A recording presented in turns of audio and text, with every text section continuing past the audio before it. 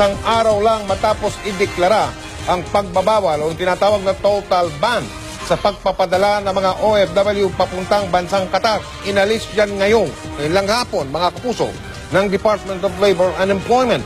Wala na ring ban o pagbabawal sa mga dating OFW na bumabalik lang sa Qatar at sa mga nakakuha na ng Overseas Employment Certificate. Pero patuloy po namang ipagbabawal ang pagpapadala ng mga baguhang OFW roon. Yan daw ay habang pinag-aaralan pa ang sitwasyon matapos putulin ng ilang bansa sa gitnang silangan ang kanilang ugnayan sa Qatar. At yan po ang tinutukan ni Mark Salazar. Kahapon lang inanunsyo ni Labor Secretary Silvestre Bello III ang suspensyon ng pagpapadala ng mga OFW sa Qatar. Pero kanina sa harap ng mga pamilya ng mga OFW, binasa ng kalihim ang pinakahuling assessment report ng ating embahada sa Qatar na nagsasabing wala raw banta sa kaligtasan ng mahigit 200,000 Pinoy doon. Consider the lifting of the temporary suspension of the deployment of our workers to Qatar. Yun ang kanilang recommendation. Yung pabor, sumigaw. Yung kontra, walang kontra.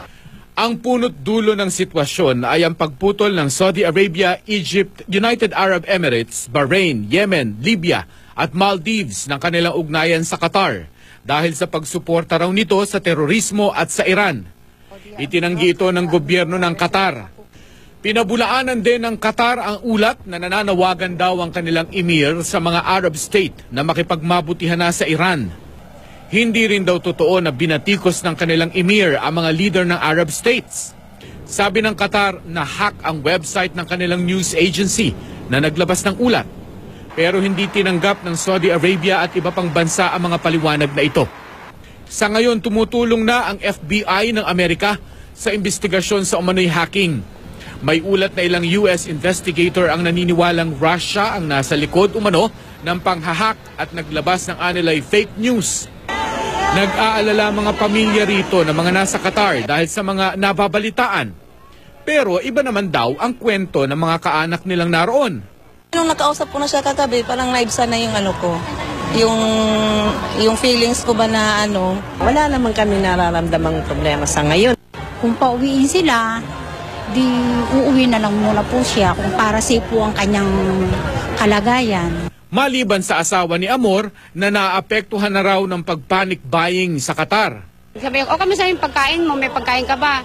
Sabi niya, wala nga kasi nga nagpapanik yung mga tao, wala daw supply ng pagkain, nagkakakulang-kulang na daw po.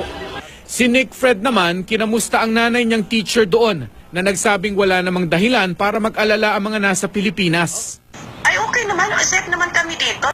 Pagka lumala, pag walang uuwi na, uwing-uwi na din ako.